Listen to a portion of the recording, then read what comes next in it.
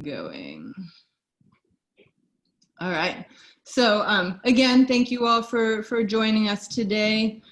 We know that this is a tough time for a lot of people, and especially Diana and I were just talking before this with, you know, some of the numbers of this week that have come out with death tolls and things like that. It's, you know, it's continues to be a rough time, but hopefully also with some of the reopening that's, you know, happening, there's continues to be a lot of change. So thank you all for joining us today.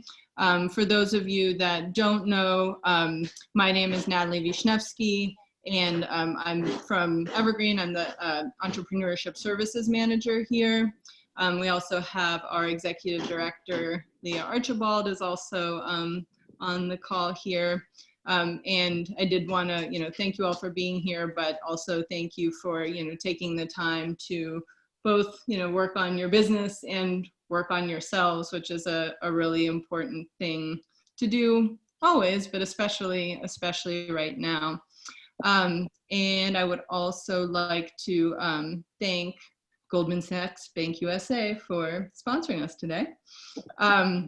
Before I introduce our speaker, you know, we are a manageable group today. So we, you know, will just do normal Zoom protocol. So while Diana's speaking, if folks can just be on mute so everybody can hear. But if she asks a question or a show of hands or a comment, feel free to, you know, to unmute yourself and speak. If you have any general questions, just go ahead and throw them in the chat, and Diana will stop every now and then, and we'll catch the questions that are in the chat. So, and also Diana wanted me to mention, if you do have a notepad around, that would be great if you have a pen and pencil as you're listening as well. So, without further ado, I'd like to introduce our speaker today, Diana Zelvin. She's a psychotherapist and business coach here and community member here in Greenpoint. And she's going to be leading our presentation today. So Diana, take it away. Thank you, Natalie, and Leah and Evergreen for this opportunity. I'm really excited. Looking forward to spending an enjoyable and highly educational hour together. But I just wanted to start off with my own little anxiety story that happened this past week. I was having trouble sleeping, had a poor night's sleep. I was buzzing with nerves about making the best presentation possible to help you navigate through a global unprecedented pandemic. So I thought, well, that'll be easy. So that after waking up really early, I stumble into the kitchen over to what is a lot of people's most important item, their coffee machine. And I see my 12-year-old son in there, and he sees the worried expression on my face, and he's like, "Mom, what's up?" And I told him I was anxious about doing a great presentation, and he gave me some sage advice. He said, "Don't worry, Mom. People just want some advice now, and they're happy to get advice from someone who doesn't come from their own household." So this is what that is. This is advice from someone not in your own household. Let me, see, can't even figure that out. So, but I wanted to find out, okay, I got to get the hang of my slides, sorry. I want to find out how you're feeling today. And I don't know, with the hands that I can see, did anybody also have a poor night's sleep last night? Any, yeah, okay, somebody, one person, you don't, oh, another person, there's some people I can't see, yeah, got it. Thank you for sharing that. I know, showing a little vulnerability, but I know a lot of people, that's something I've been hearing a lot about, having a hard hard time sleeping. And then you wake up and I'm curious how people felt this morning. What was the first thing you thought about? And what's the first thing you did? Do you check your news? Do you look at emails? Do you shoot out some texts? Do you scroll through social media?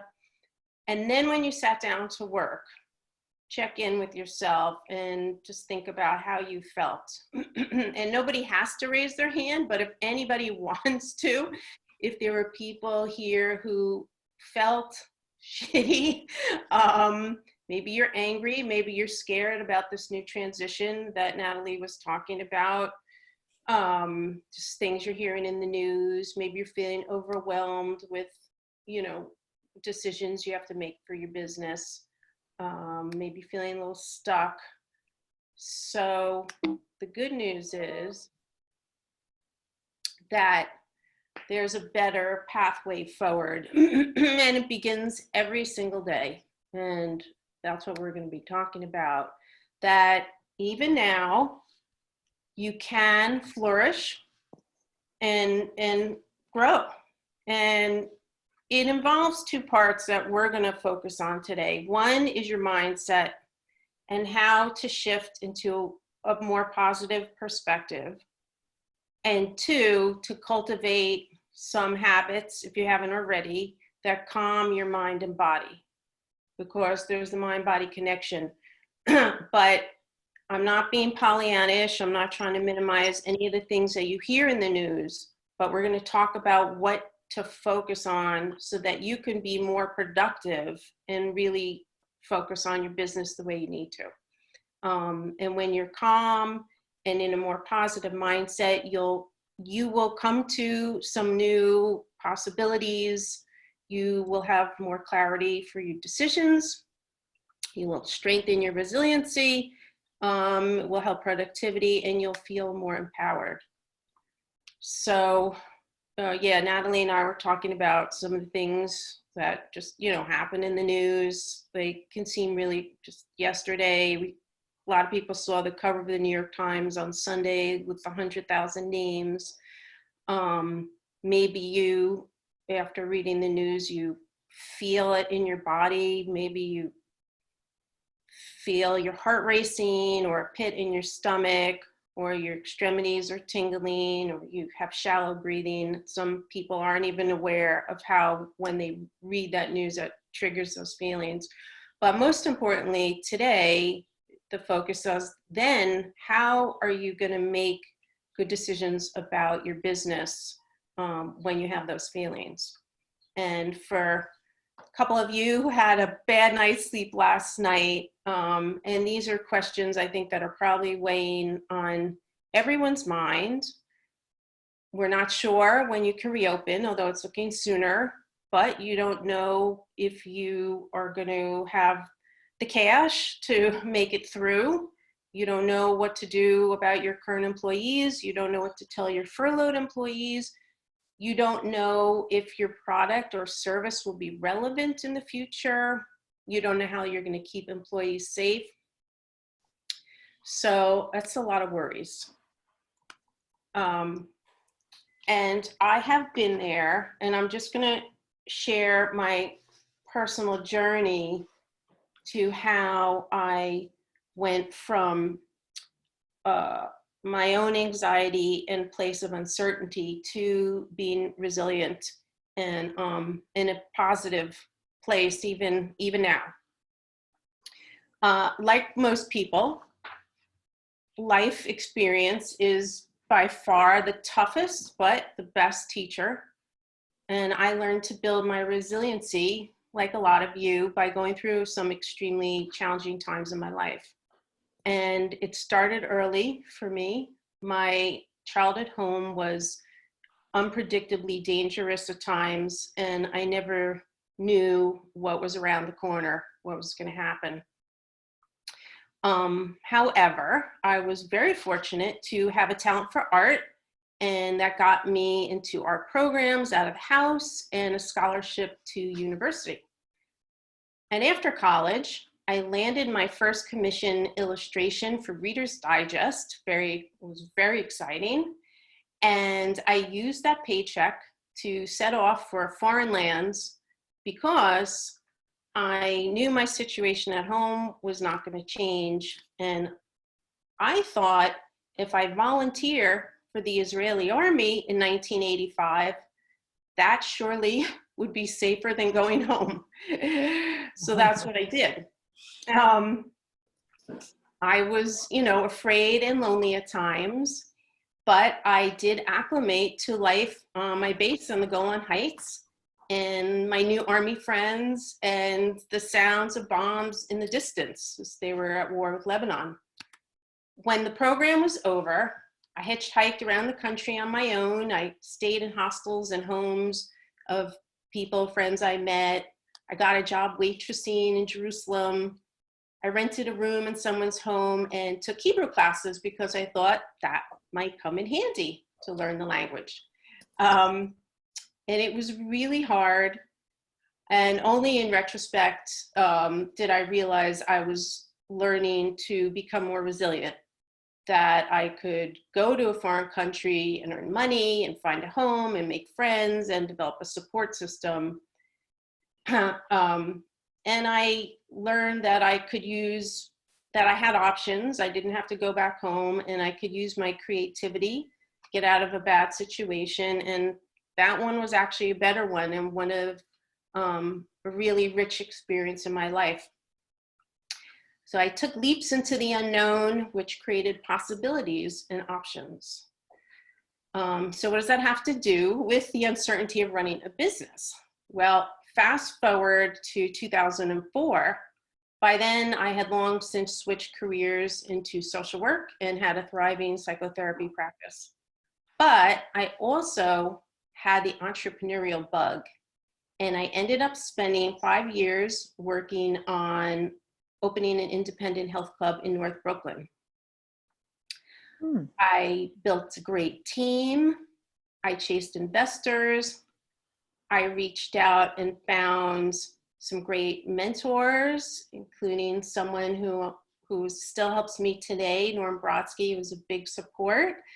Helped me, give me some good advice, get out of a tricky situation. I hired engineers, architects, and attorneys, and I paid rent on a very empty space for many, many long months. I don't know if that sounds familiar right now. And at the same time, I was 43, and my husband and I decided to have a baby. But the week after my son was born, the health club dream just fell like a house of cards. That was kind of over. And overnight, I went from a health club owner to a stay-at-home mom. And it was just impossible for me to keep trying to work on the business with the new baby, especially since I was suffering with postpartum anxiety and depression. And I felt really guilty for all the money we invested and time in my health club dream. But I didn't have time to mourn the loss of the business because I had to figure out how I'm going to take care of this new baby. And I was really, really scared. So things were really hard for us because my husband, this was during the recession, 2008 hit. And my husband's business also was taking a turn for the worse. But people who know me today know me as a very optimistic and positive person. And Leah, am I right here? Pretty much. So how did I get from there to here? That's what we're going to talk about today, how I developed some strategies that helped me through all the uncertainties in my life and anxieties. And now I feel a lot of endless possibilities and optimistic. So to start off, we want to talk about your mindset, because where your head is really determines pretty much everything. Because if you have a calm mind and can shift to the positive, it will help you develop clarity for the decisions you need to make, and also think about some new options and possibilities. I know it's a tall order and it's not easy. It's easier said than done. For me, it was a journey to become positive, but it really can make all the difference for your business. And the first part of that is embracing uncertainty. You know, as a business owner, you're all well acquainted with uncertainty. You've done your research in the past, you have your business projections, but really nobody knows what's around the corner. And embracing uncertainty just means to accept the world as it is today and to let go of the illusion of control. We never really have control in our life or certainty. We may have felt like we did, but it's never there, because the next second your life could change, as now we do all know. So detaching from your future outcome can open you up to be curious about other possibilities and creative solutions. So if you could supplant the word uncertainty with curiosity and think about, how can I be curious about the next moment in the future? That alone can shift you into a positive place. And that instead of fearing the unexpected, you can build confidence to handle whatever is coming next. I do want to talk a little bit about fear, because until people understand the fears, it is hard to move forward. And a lot of our fears are future worries. You know, things I said before, what if my business doesn't survive? What if I have to lay off more employees? What if I run out of cash? What if there's just no work in the world? Like the big what ifs. But I know you all know intellectually that worrying about the future won't change it, but it's still really hard to stop. But underneath all those what ifs is the big fear that whatever's going to happen, that you won't be able to handle it. That is for most people, that they fear uncertainty because they doubt their own capacity to navigate through difficult times. However, most people, most people handle things much better than they think they will. And it's called anticipatory anxiety. The anticipation of what's going to happen causes more suffering about the future catastrophe than then when it actually hits. So you suffer more worrying about it than when it actually comes, you find that you can handle it. So I like this one. Worry does nothing but steal your joy and keep you very busy doing nothing. So resilience. Maybe as a business owner, you know, you are resilient. In developing your business, you've no doubt overcome obstacles and stressful events. So how did you get through it? So I want you to think about, what are some of the things you deployed that were helpful? Just like my story, you have your own, and there are strengths in your life that you may not have recognized that have helped you through difficult times. So you want to remind yourself that you have been resilient, and whatever happens, you will figure out a path forward because you've done it before, and even now you're gonna do it again. I think this goes for anybody listening. Trust yourself. You've survived a lot, and you'll survive whatever's coming. So to bring yourself to a more positive mindset, there's two things you need to do. And that's focusing on what you can control. It involves two parts. You're going to focus on what to think about. You're going to be able to choose what you want to think about, and you're going to choose what actions you want to take. And this sounds simplistic, but it does take a lot of training to pull your mind into the present moment and recognize you have choice. It feels like everything around you, you can't control, but you can control your perspective and your actions. And every moment is a new opportunity. So are you going to choose to focus on the latest news that's really depressing? Or are you going to focus on looking at what you have in your life and your business, and keep your mind in a more positive place, which will help you feel more hopeful and optimistic? And, you know, just taking small actions also helps reduce anxiety. So I know you're all taking lots of actions, but when you're calm, the actions can be maybe more strategic and productive. So when you're in the present moment, the key, if there's like one takeaway today, is the present moment and how to be in the present moment. Because when you're in the present moment, you feel less fearful because you're not in the future worrying about unknown things you can't control. You're just dealing with right now.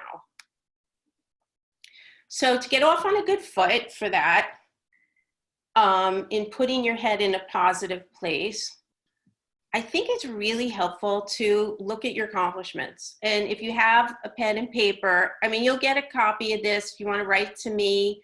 My email's at the bottom. Natalie's going to send it to people.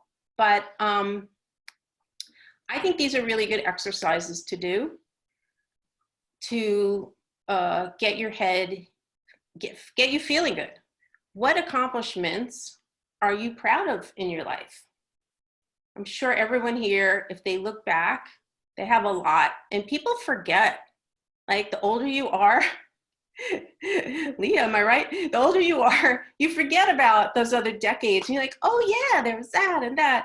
But young people too, you have lots of accomplishments. You have a business you've created, and that's huge. And all the steps you took to get there. So that's your resilient muscle. Maybe you want to write down 10 things you did in your life that were meaningful to you. That's kind of that's a big question. What's meaningful? I like this one. People usually don't do this. I think it's really cool to make a list of your strengths, your skills, and your talents. Write them down, put them in your wallet, put it on your phone, and when you're feeling low and you need a confidence boost or you're down, just look, wow, damn, like I'm good at that. And oh, and that, yeah, I do that. And that's what differentiates you and makes you unique and different, and why you had the great business you had, right? And why you have the friends and community you have. So look at your strengths. What parts of your life are working best now, even through this? I'm hearing some interesting stories.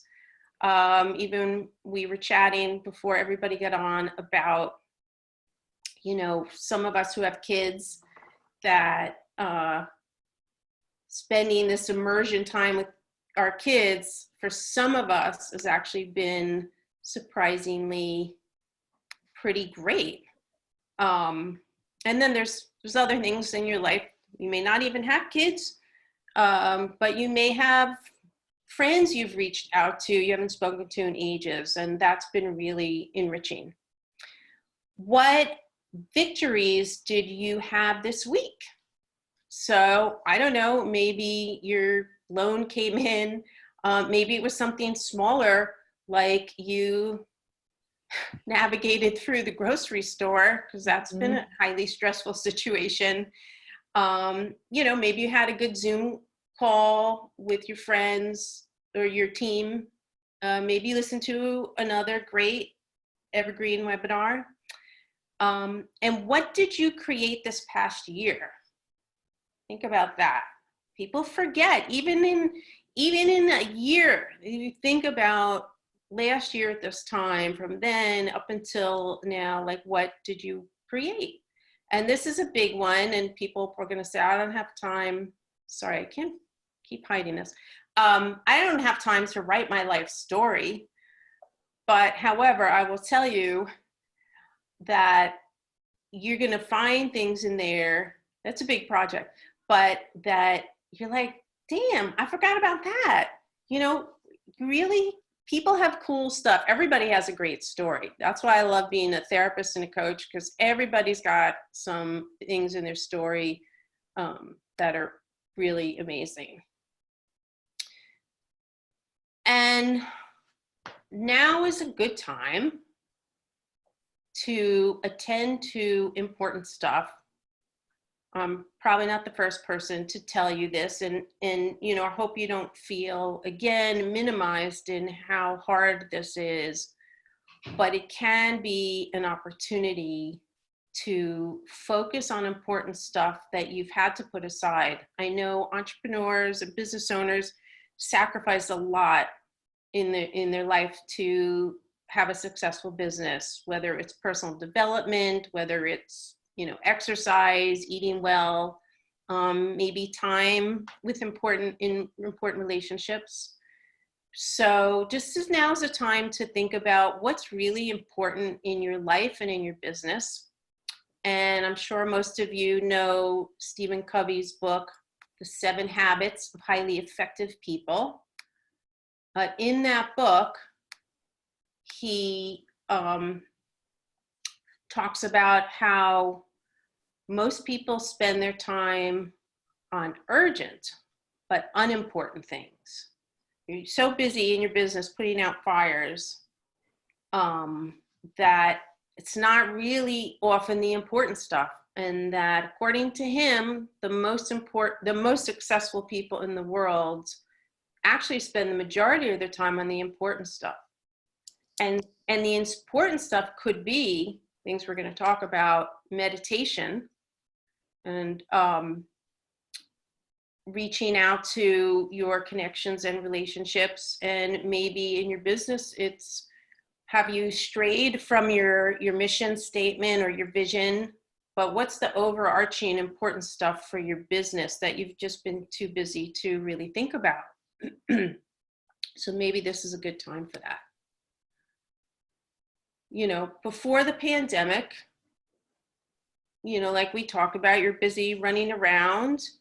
You didn't have time to think about really that space to think about what really needs improvement. And now maybe you've had some space, because I've been hearing stories of people have been thinking about things differently. And maybe there are opportunities that have opened up now that you didn't have before for your business. Or maybe you look for those. Is there some simplicity you can find now that will be advantageous for your business? And it may sound scary to think, well, do I need to downsize my square footage? Maybe you can get a better rent, or maybe there are employees who you should have laid off before because they really weren't helping your business. Or maybe you just didn't have time to update your technology or streamline your systems. But how can you use this time to make your business even, you know, more future-proof? That's what I'm going to call it, more future-proof and more successful. You know, are there, these are things you guys have probably, I'm sure you've thought about. Are there other products and services you could offer your existing clients? Is there diversity of revenue streams? So those are just some things to think about for your business. And I like this Winston Churchill quote: "The pessimist sees difficulty in every opportunity. The optimist sees opportunity in every difficulty." So you want to lean to be the second person, right? So you can try to think of what opportunity is here now. And as things gradually reopen, is there anything you're going to miss about this time that you want to bring into your future? I don't know if there's anything anybody wants to share, but I've been hearing that some people have enjoyed the not racing around. Oh, is there anybody who, no, okay. That's okay. We'll get back to that. But I've heard different things that that the slowing down for people. They said, maybe I don't want to keep up the pace I had before. That actually was really unsustainable. So what do you want to bring into your future? What have you discovered through this about yourself or your business? Has your vision or your mission changed? And have any of your values or priorities shifted? Big questions. So these are just some questions I think are, again, some exercises you could do to be thinking about change, because the only certainty we have is that there will always be change. So let's embrace change. And you want to think about how you can grow through change and through uncertainty. So was there things that were unsatisfying in your work before, in your business? Was there something missing from your professional life? Did you reach out enough to organizations like Evergreen and colleagues? Where were you stuck? Was there anywhere you stuck in your business life? And these are some good ones. What drained you of energy? What drains you of energy? I know Natalie and I were talking about how they're navigating all the complexities of government issues. I'm sure that's pretty draining, and you have to do it. So you want to counterbalance that with what activities boost your energy. But are there things that drain you of energy that you don't need to bring into the future? And here's a big question. If you woke up tomorrow and the situation was the same, it didn't change, but you did, what would that change be? How would you change? So this is a quote from Viktor Frankl. When we are no longer able to change a situation, we are challenged to change ourselves. And Viktor Frankl is a very inspiring person. He wrote Man's Search for Meaning while he was planning it while he was in the Nazi concentration camps. And he found a way to find optimism through the uncertainty and a sense of purpose in life. And he found that he could control what he thought about. Like the Nazis could take everything else away, but they couldn't take away his mind, right? So he thought about his wife, had conversations with her in his head, and that made him feel good. And he also had a project which was rewriting a manuscript which went on to be Man's Search for Meaning, one of the most influential books of all time. They tore it up. They had stolen his manuscript from him and got rid of it. And so while he was in the camps, he recreated based on his experiences and then his future practice. So I'm not expecting people to be Viktor Frankl, but it is inspiring to think about. And if you can't tell, I love quotes because I find them super motivating. So I'm going to take a pause here and see if there are any comments before we get into some of the strategies that you can employ. I don't know, Natalie, have any comments in the chat? Any questions so far? There's no questions, but Leah commented earlier when you were asking about, what are the things that you'll, somewhat that you don't miss and that you like now is, the hustle and commute and running around every day. So I don't know if there's anything you want to add to that, Leah, but that was in the comment in the chat. No, it's just something I've noticed, in recent weeks. It's like, it's nice to, like, even though, we're working very hard and it's a little odd, obviously, to work remotely. It's kind of nice to like end the day and go, oh, I'm going to go for a walk before I make dinner instead of I'm going to get on the subway and then I'm going to pick something up and then I'm going to do this and then I'm going to hustle to get dinner on the table. Like I feel much more positively toward the end of the day rather than it's another pile of chores.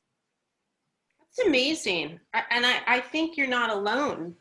And Leah, do you think that, as things reopen, you could keep some of that, like work remotely 1 or 2 days or however many, from home? We will see. We'll see. Something to think about, just, thinking that people might have options in their future. Because I think what you've experienced, I've been hearing that a lot. I just think in general, plus, I don't think the mayor wants tons of people on the subways. So I really think it is going to be, that gradual hybrid, which would be nice because, I'm assuming that you, Leah, feel because it's more, you can go take a walk, you don't have to race home for dinner, that you probably helps your peace of mind. Mm-hmm. Yeah. And, Brian Absolutely. also had a comment. I don't know if, Brian, do you want to unmute and share, or otherwise I can just read it, but feel free to chime in if you would like to. I just said that I've been waking up early enough to make my own coffee, kind of eat some food and kind of start my day a bit slower rather than like waking up the last possible. I've been waking up way earlier than I ever have in my life for some reason. So I guess maybe I would like to keep that going. Mm-hmm.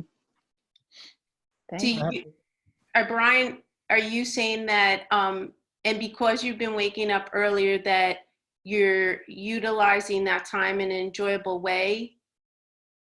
Yeah, definitely. Like to start my day a bit slower. I'm also kind of making my own hours, so I guess it's possible, but I can continue to make my own hours, I guess. Mm-hmm.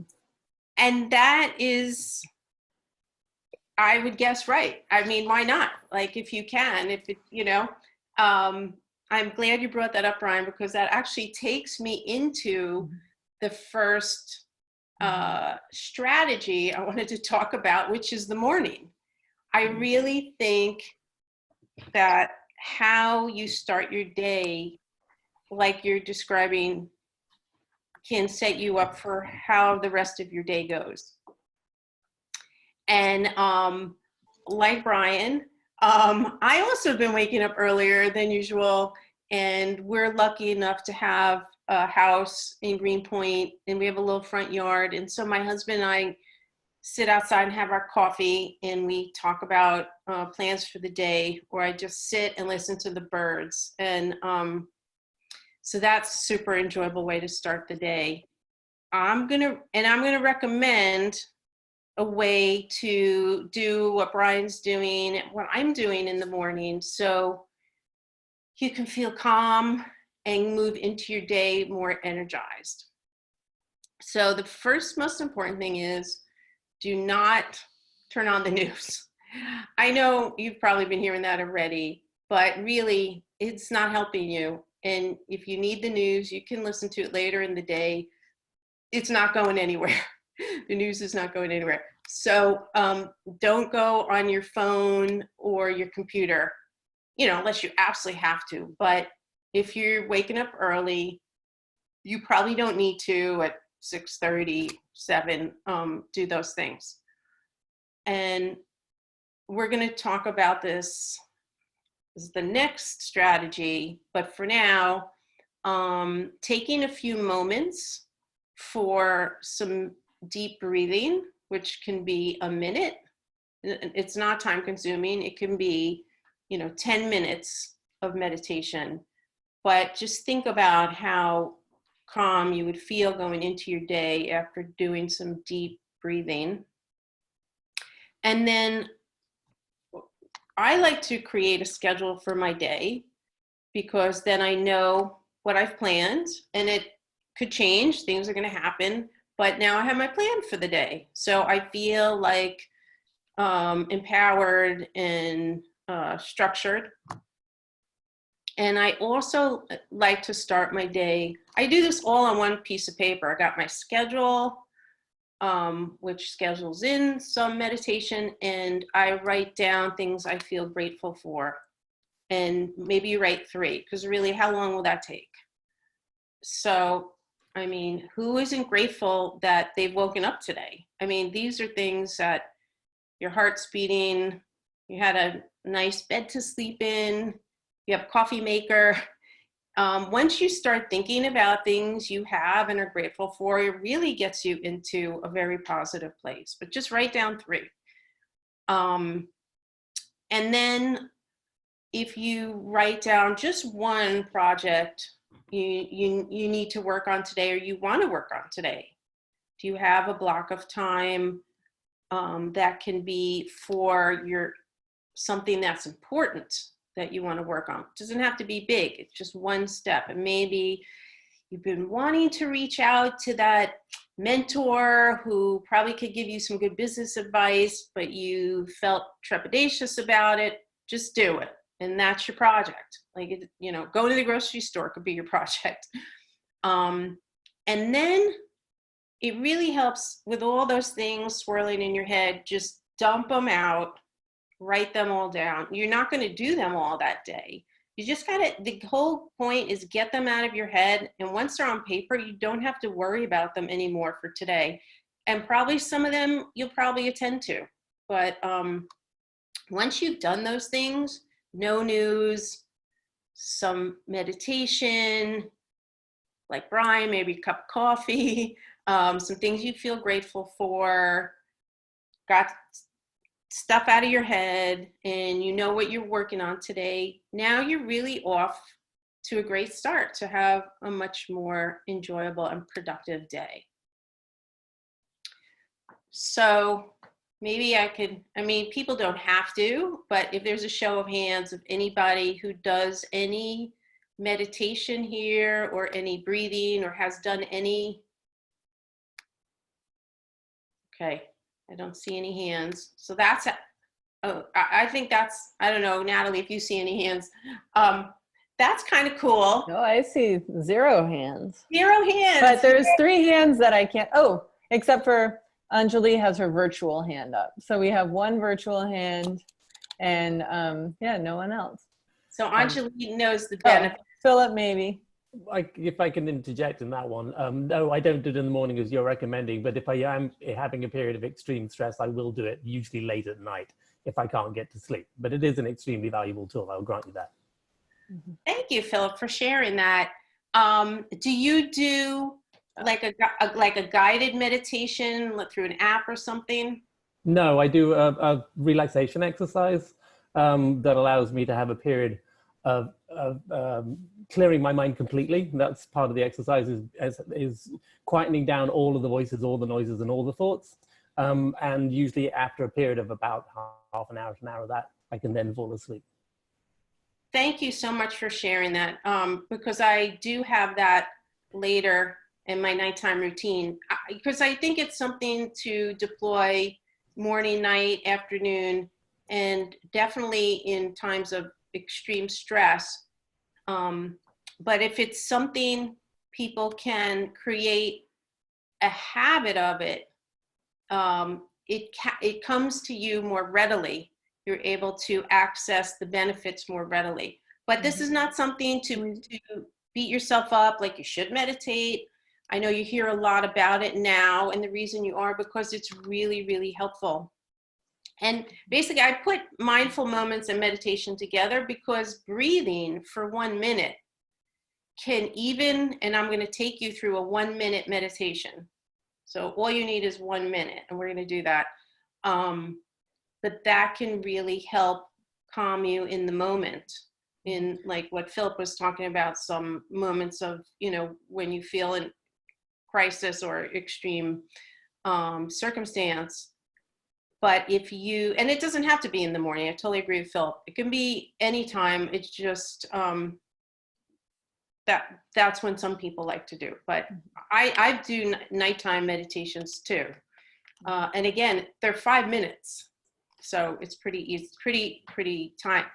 Doesn't take a lot of time. But Diana, oh, sorry, I just wanted to say, we also had 3 other brief comments. One that Elaine actually wrote in that she does do meditation every morning. Leah chimed in that she does yoga, that's it. And then Lena said that she tries to go biking every morning. nice.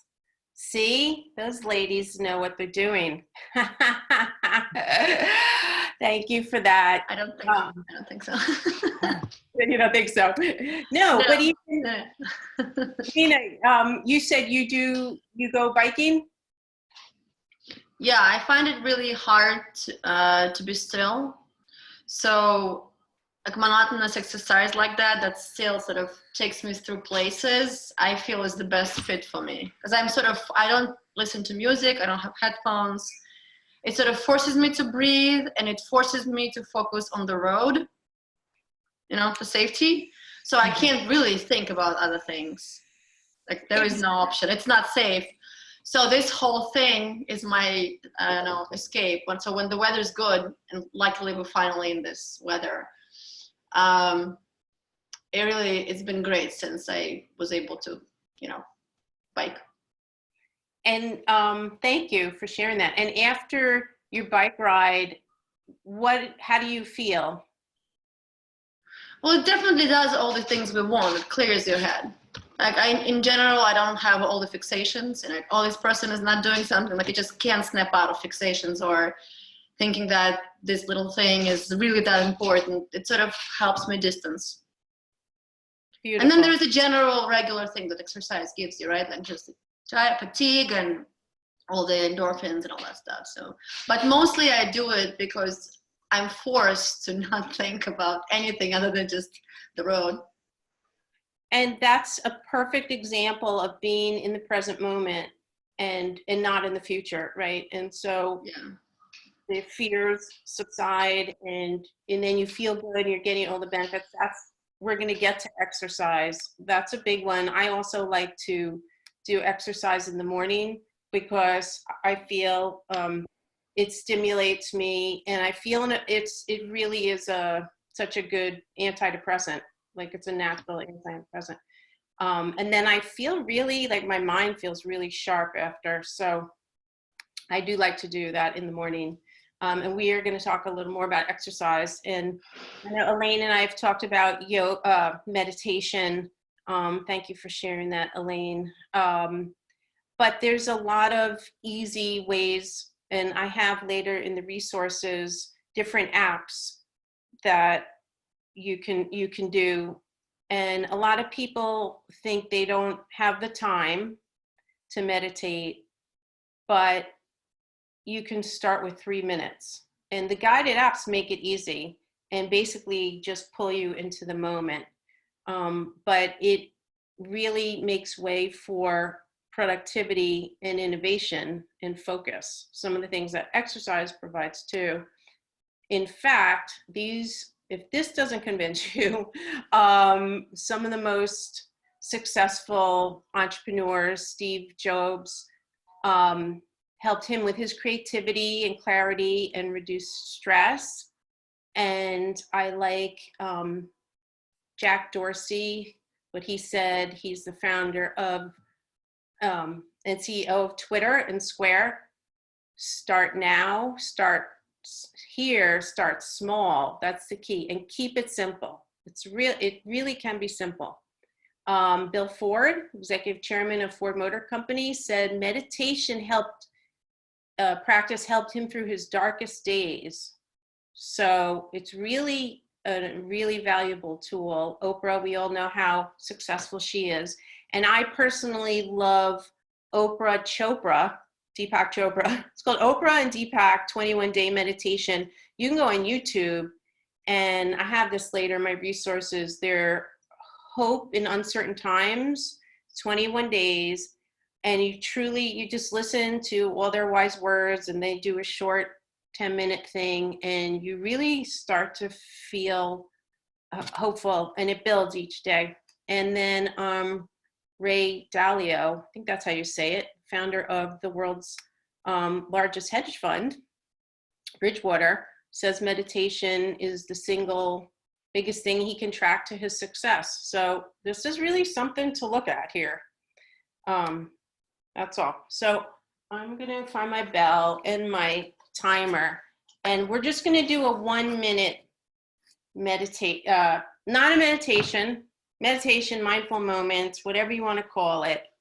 So I want everybody to get in a comfortable position, and because I want you to experience just 1 minute of slowing down. And so get in a comfortable position. There's nothing you need to do for the next minute. So gently close your eyes and notice the light through your eyelids and the play of light by your eyelids. And become aware of your connection to your seat or whatever it is you're sitting on. Notice how your hands feel in your lap or wherever your hands are. Be aware if you are leaning against something hard or soft or in between. And notice the connection your feet have to the floor. And you're going to take a slow, deep breath in and a long, slow exhale out. And one more slow, deep breath in and a long, slow exhale out.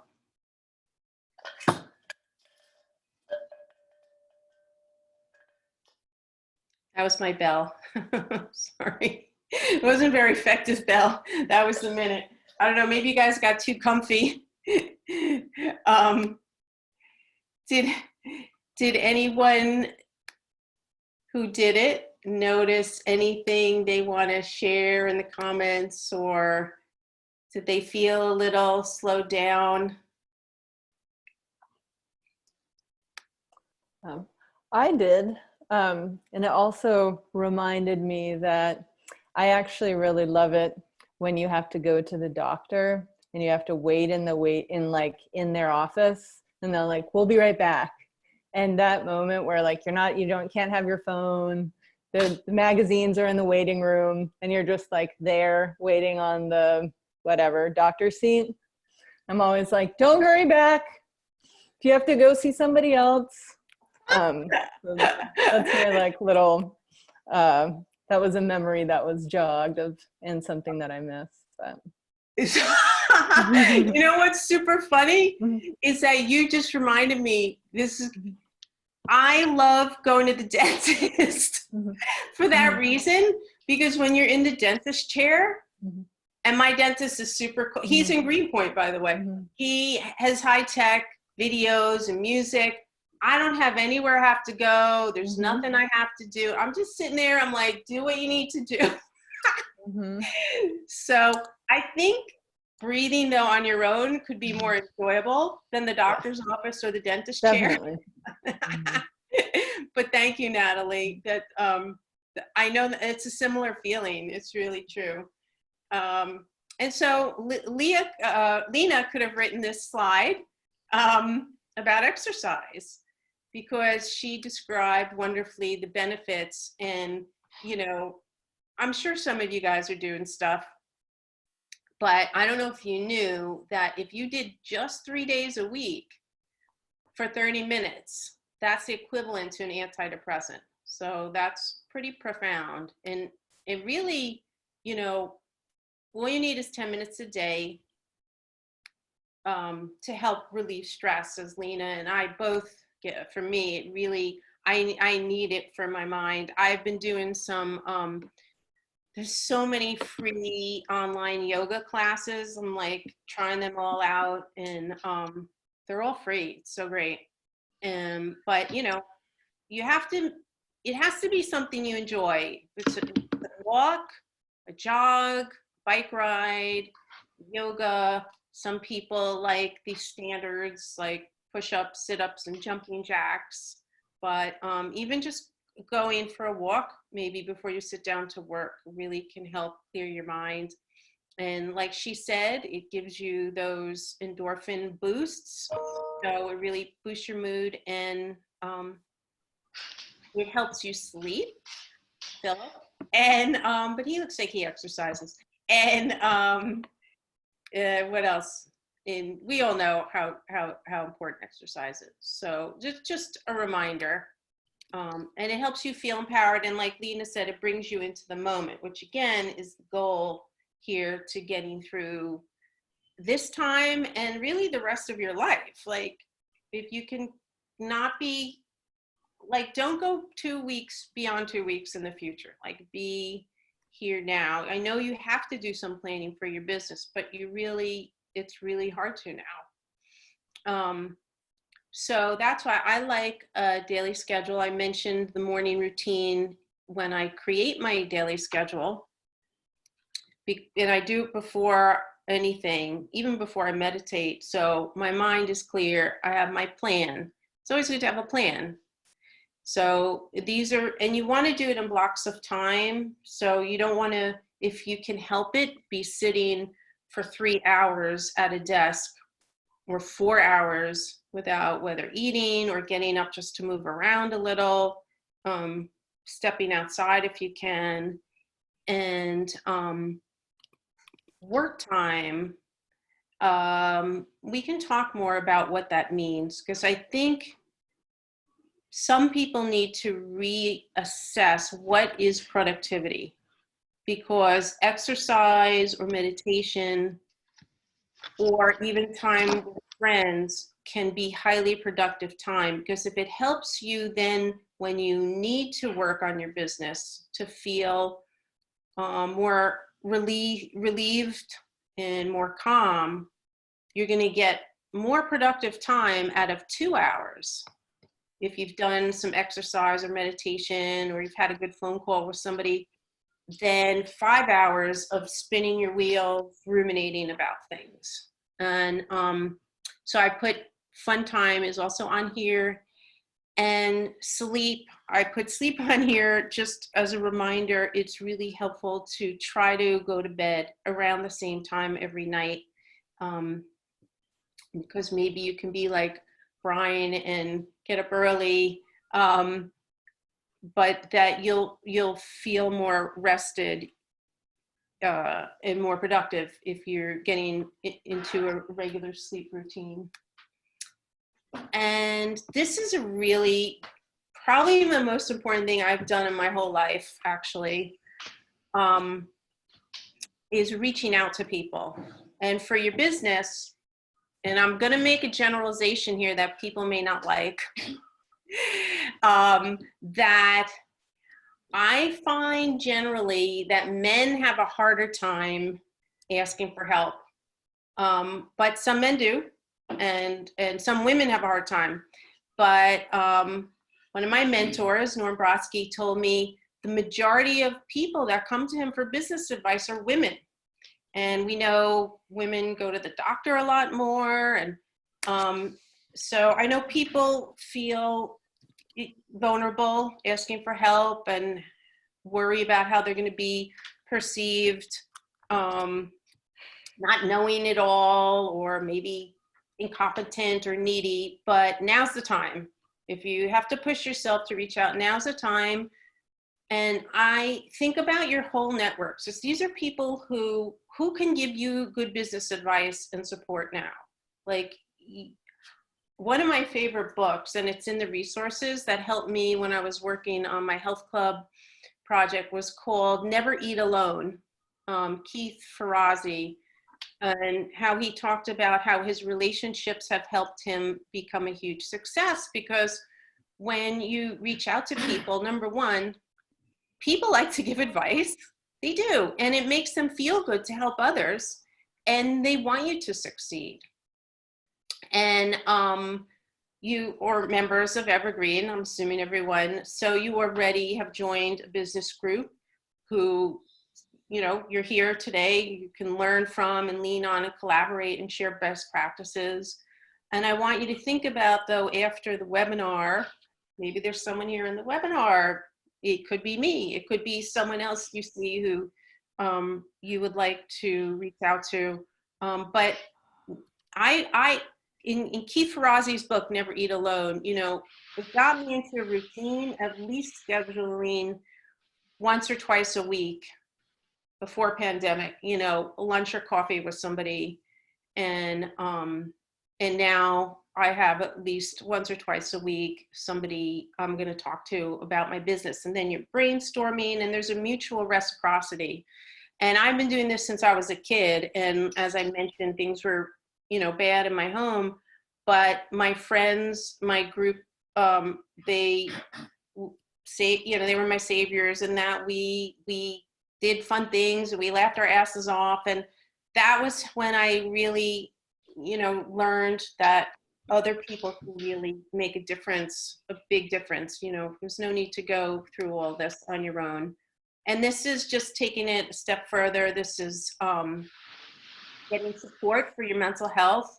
And I also think a call or a Zoom, people are getting a little Zoom fatigue, so maybe it's a phone call, but it is nice to see people once or twice a week, to people that make you feel good, and put it in, maybe you have a week. I do like a rough week schedule, so I know when my call is with someone. I got a friend on Saturday, I'm looking forward to that. And I have a group that I, from my childhood, like I've known 50 years, some of them, and we've all reconnected through this, and it's really helped all of us so much. It's been fabulous. I recommend that, old friends, or therapist, because therapist is going to be skilled in helping you figure out some of the fears, because we're all feeling a lot of fears now, but there's a lot from our early life that is only amplified now.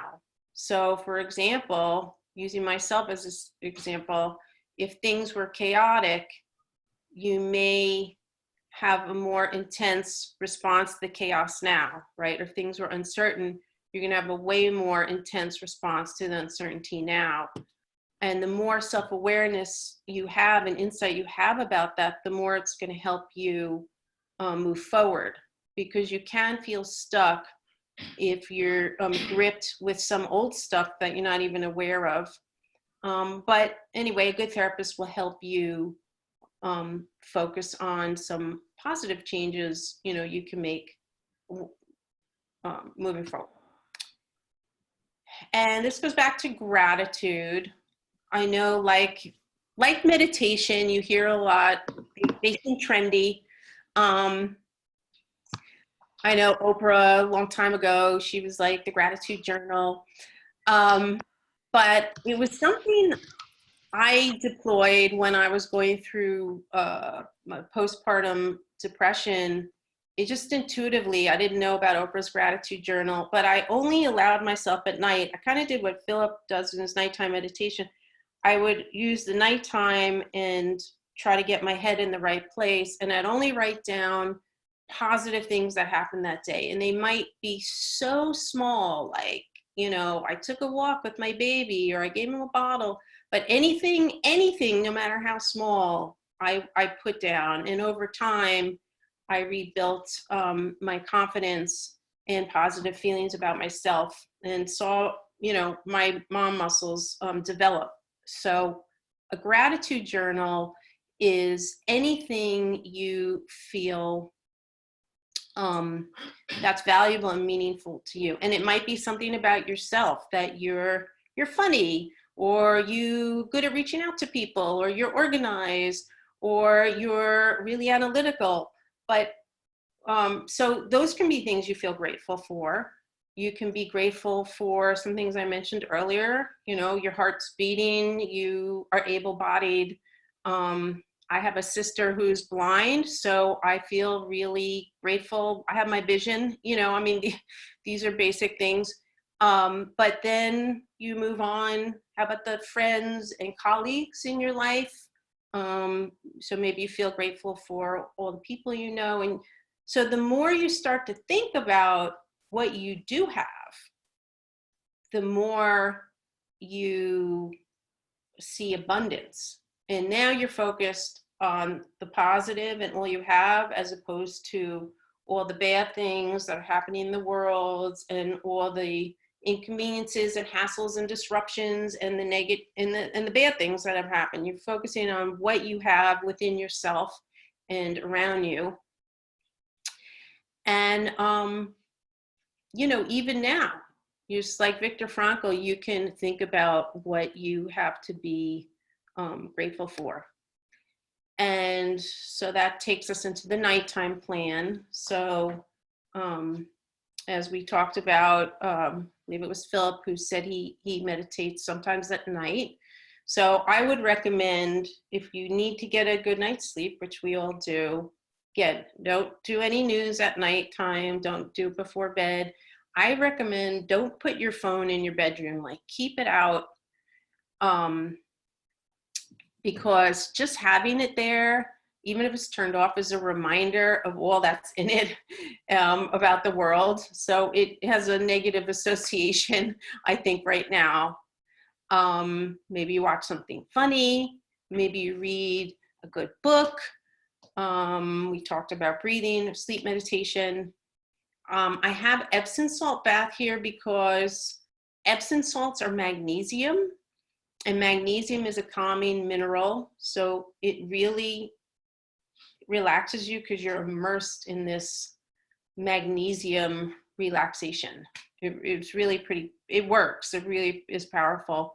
And again, I mentioned, I like to do my gratitude. I do a little gratitude in the morning, but I like to do it at night, so that what's cool is while you're sleeping, and this is what I discovered when I was writing on my positive things, your unconscious is processing all that you have and all that you do and all that who you are, so that in the morning, you're like, oh, you're in a little bit better mood.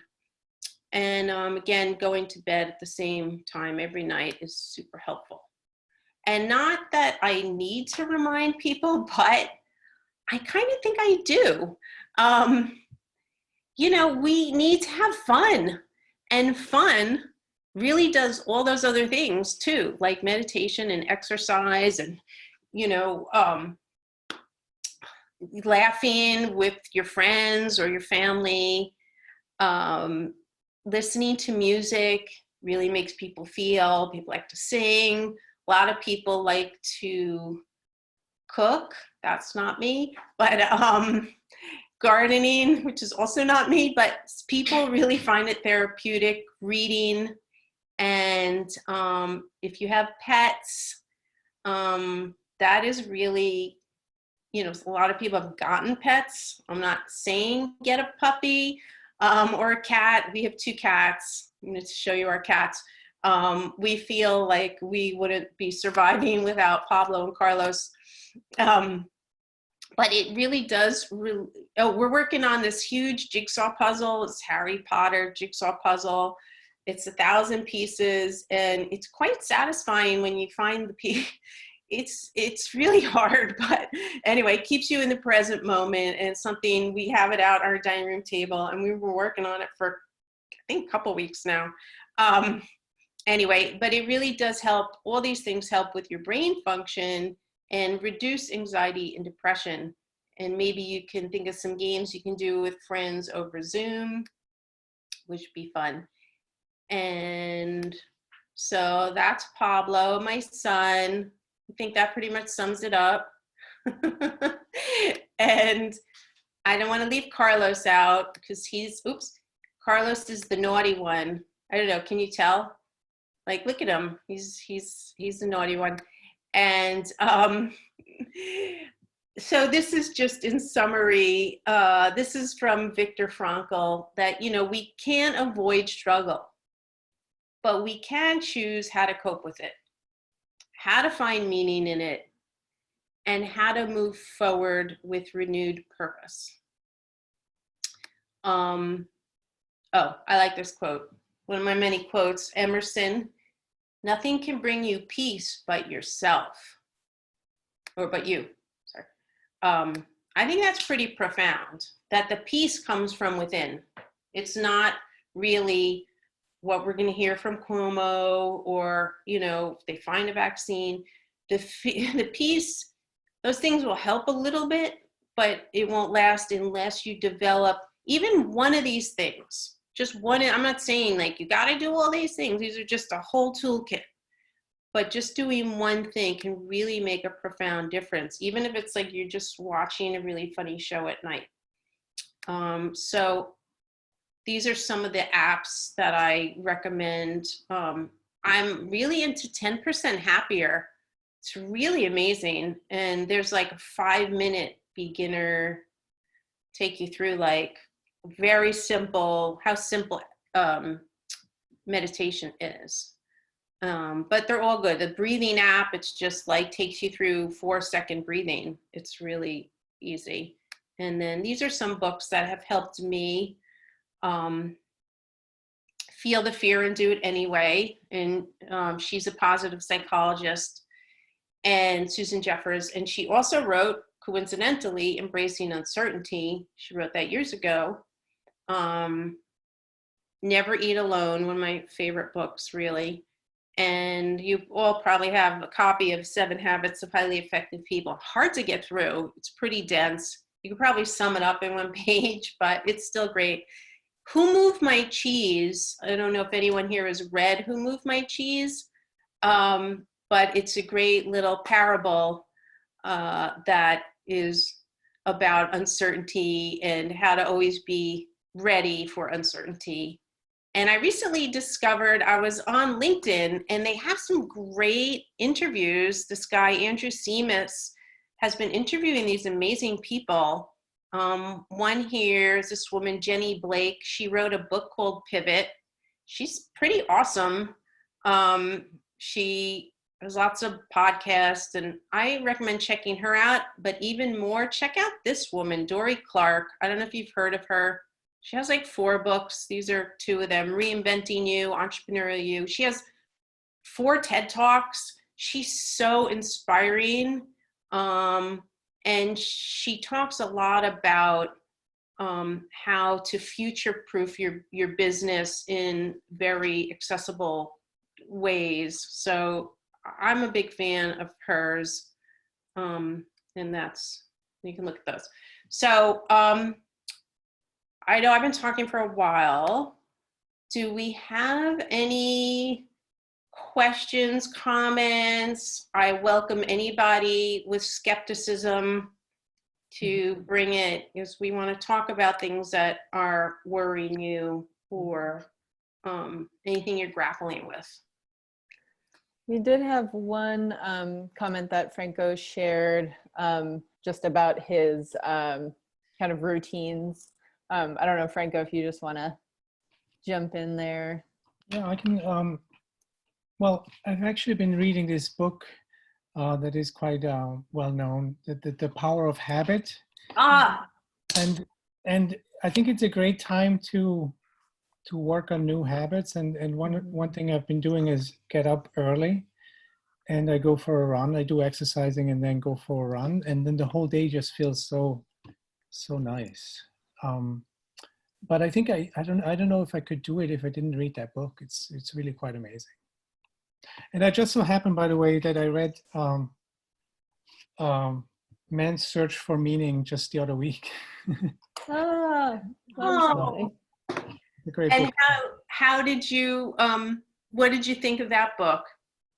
Well, it's definitely fits into this time because I mean, of course, you know what Viktor Frankl went through is much more extreme, but it is, you know, it's just where everything, you know, a lot of things don't make a lot of sense. So and so much uncertainty, and just to get through, how he managed to get through this uncertainty and not knowing what's going on, and it was very inspiring. Thank you. Thank you for that. I forgot. I was going to put The Power of Habit. I have been listening to it on audio, which is not as good as reading, because I like to highlight things. But what, for you, Franco, if you don't mind sharing, had been helpful that helped you create maybe the habit of exercising every morning? Or I think that, you know what, it's once you pay attention to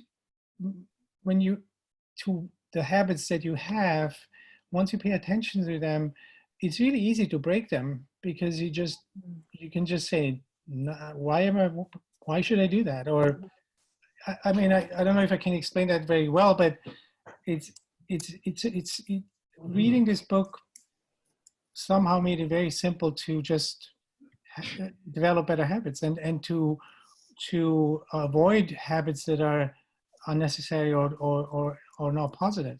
So that I thought that, you know, even like, you know, a lot of my friends have been talking about drinking a lot of alcohol lately, just because that gets them through this. And I'm doing the opposite, because I feel it feels so much better.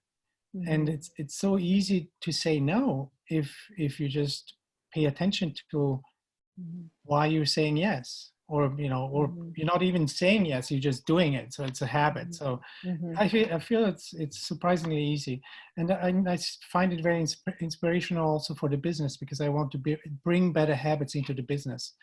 That, you know, I'm definitely making a lot of connections to restarting the business, you know, in the things that I'm doing now. You know, it sounds like you're saying that reading the book helped to shift.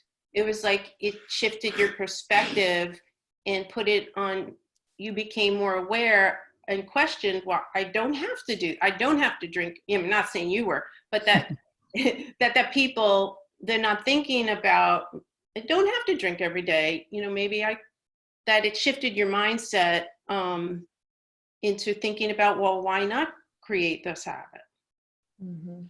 That's what it sounds like. It's definitely two things. It's like avoiding habits that you don't want to have, and creating habits that you want to have. Or replacing. It's almost like replacing them with habits that you want to have. You know, right. So instead of grabbing a beer, you grab a water. You know, and it feels surprisingly similar. You know, it's like, and you know, instead of getting up at 8, you get up at 6. Or you go of course you have to go to bed earlier too, but it feels healthier. So I hope I can keep that up. Yeah. It sounds like you will, because once a person experiences the benefits, you know, and it is natural. Some people, you know, you slide back, and as pace might get more hectic as things reopen. But now that you've done it for this period of time, you know you can do it again. You know that you have that capacity, and probably flip through the book again, and you'll I think so. Yeah, I think so too. It'll reawaken. One interesting thing that I just, when Franco was sharing that I think for me is something that I always struggle with, is that initial step of taking, like what I'll just call like taking inventory, right? So you're even noticing what these habits are, or things that even, you know, that like that universe is the hardest part for me. It's just like taking the time to take inventory of, you know, what are my habits, or what, you know, or the inventory of my life, or where do I want to be in my life, or where, you know, you just kind of do everything day to day. And I think that that's a really important reminder with the habits, is you just need to first look at everything and then decide what you know, what's good and what's bad, what you might want to change. But until you take that inventory, which, you know, most of us don't do very often, you can't move ahead to those changes. And that's why I brought these slides back up, because I think, Natalie, what you're describing is what most people experience. It feels overwhelming, and it's really easier to do what's in front of us. And if there's tasks to do, you know, you have to do your work for Evergreen, you know, you can check those off your list, you get it done, and you can feel effective. But it can also keep you from avoiding the bigger things, because it may seem overwhelming. So what I'm suggesting is small. There's another book I should have on here. It's called Small Change. It's a Japanese concept. Kaizen is the concept. And it's about how change comes from incremental. You don't take on a whole new program. No one, that's setting someone up for failure. So Natalie, I'm glad you brought this up. You know, how am I going to reevaluate my life? That's a huge undertaking, but maybe it's like what Franco said. He started with talking about exercise. Like, you choose one thing, and that one thing, that one new habit, it could be exercise, or maybe it's a 5-minute meditation every day.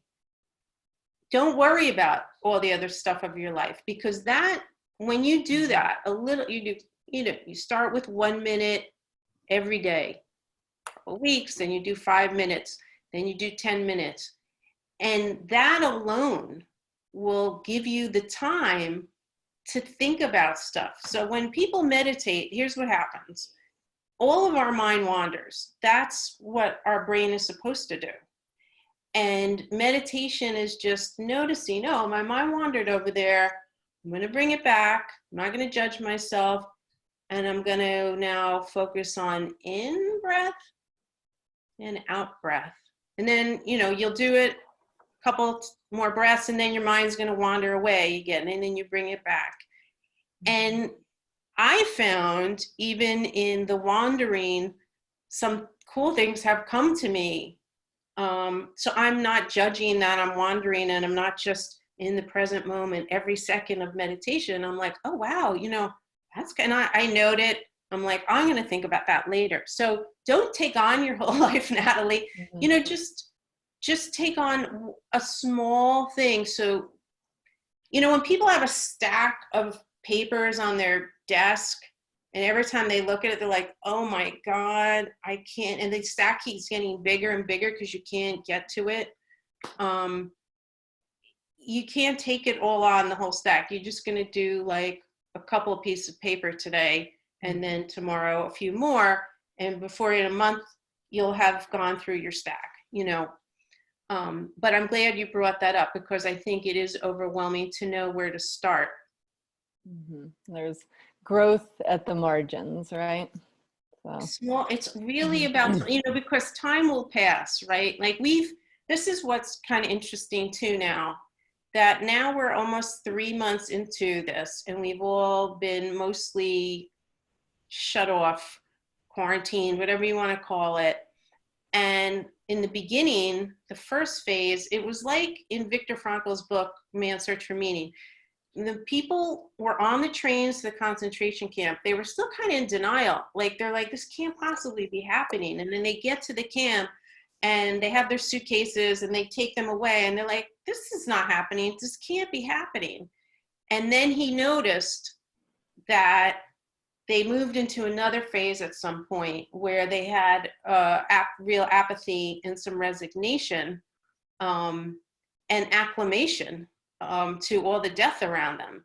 We also had this, you know, shock so quickly. It was like a week, right? Where everybody's like, oh my God, I got to shut my business down, and panic, and then denial. Like, you know, I think the week before, you're like, it's in China, it's in California, it's not coming here. And then, you know, it just happened so fast. And it took some time for people to wrap their heads around. And then people moved into a phase with their new normal, some kind of weird schedule. And now maybe we're headed into another phase of reopening, which the transitions are anxiety provoking too. Like, okay, how's that gonna work? But yeah, so I think that I forgot how I got here. That's okay. It was from the growth, the inventory and the growth at the margin habits. But yeah, that so time, like 3 months passed. Thank you. 3 months passed anyway, and people developed even Leah talked about, you know, a more relaxed pace at the end of her workday. People have been developing some other ways of living and didn't know that they could, and now they know that they can. So those have been gradual over the 3 months, and now another 3 months is going to happen, and another year is going to happen. So if you think about what small step can I take every day a year from now, it's actually going to look like a leap just from each little incremental step. Great.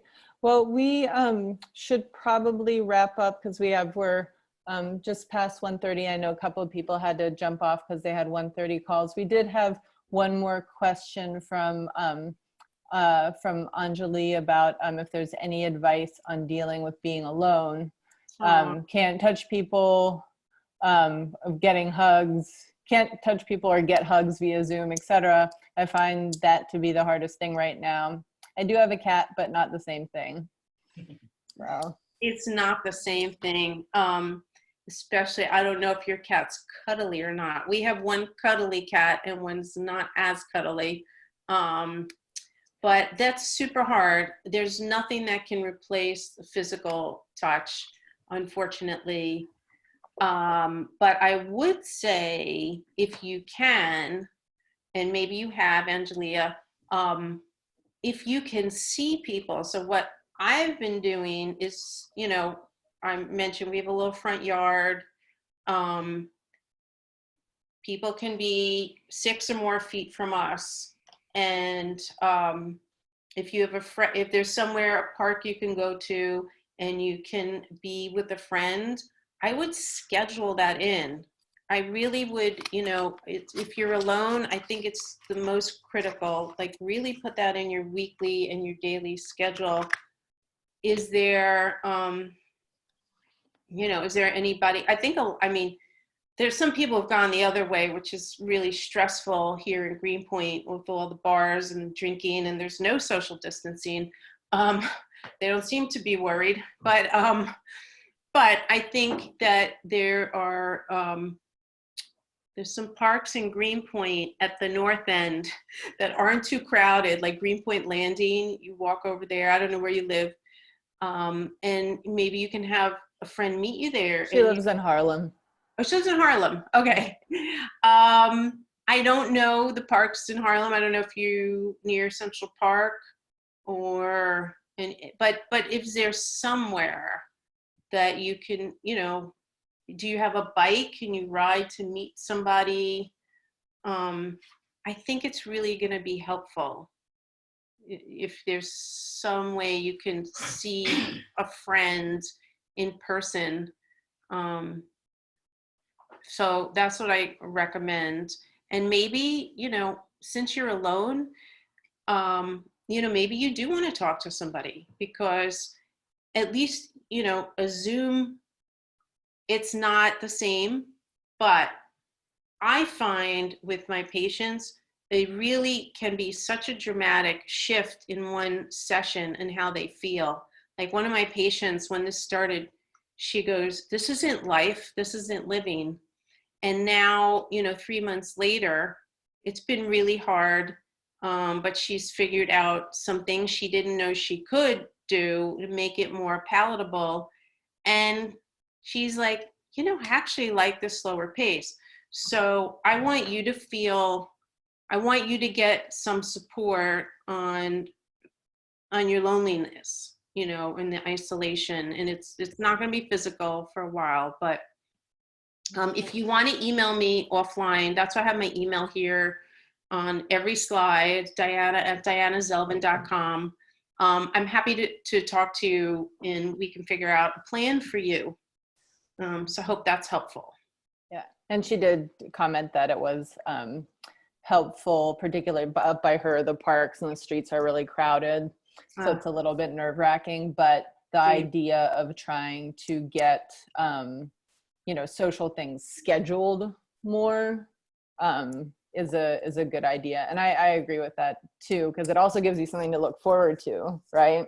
100%. It's on the horizon. So, but it gives you an excuse to reach out to people you haven't spoken to in a really long time, just even doing a Zoom call. And people are so grateful that you've reached out, and then you're going to have a good time.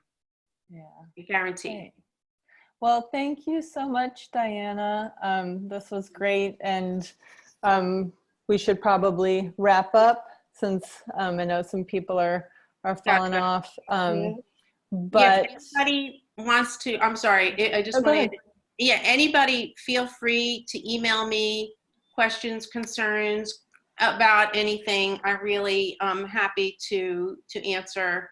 And you just want to talk about some good books you've read, or you want some more inspiration, anything, I'm really here for you.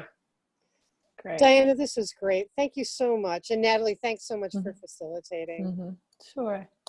Thank you. All right. Lisa. Thank you, everybody. All right, hang in there, you guys. I'll see you all soon. Bye, Okay. Philip. Bye, Franco. Bye, you guys. Bye, Leah. Nice to see you all. Bye. Bye. Great. All right. So cool. Let me see. Yeah.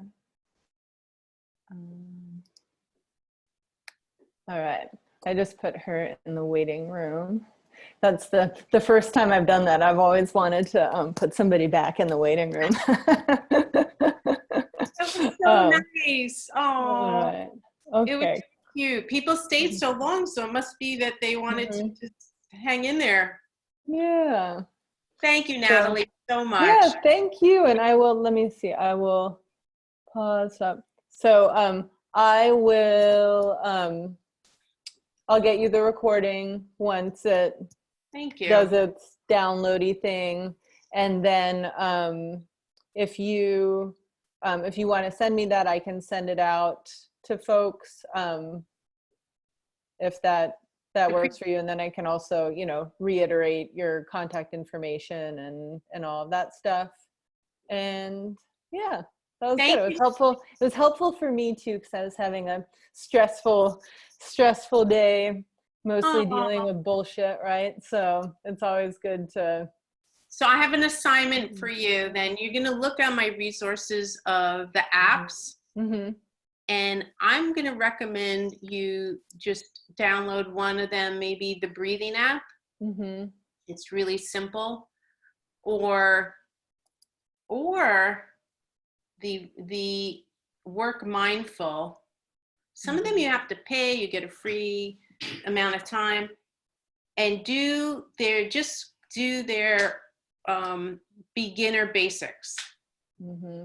Or 10% happier, and they'll talk you through it, and you'll be like, oh, that's easy. Like, it's really, it's just taking that first step, because you could take that 5-minute break and go and do it, and it'll help you with your stressful day. Come back better. That's my assignment. Cool. Okay. I accept. Okay, good. Cool. So all right, well, thank you so much. You're and welcome. we will Do I send an invoice? Yeah, you can send the invoice. I think you and Leah discussed Work that out it. with her.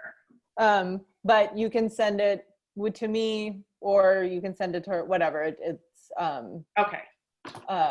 Either way is fine. If you want to just put it all together in one email, I'm happy to facilitate that as well, whatever you like.